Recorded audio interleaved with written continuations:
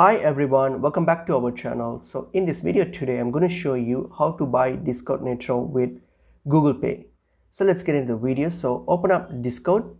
So once you've opened up Discord here, log into your account. So once you've logged into your account, click on your profile here. So on that U tab underneath, so just click on the U.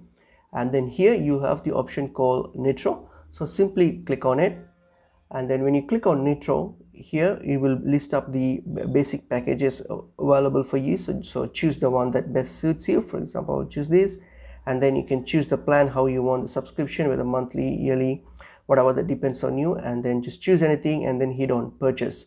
So this will now get you to the payment option here. So once you see the screen here, so select the payment option. So click on the payment option here, and then this will list out all the methods. So if you want to use your Google Pay, simply select pay with UPI.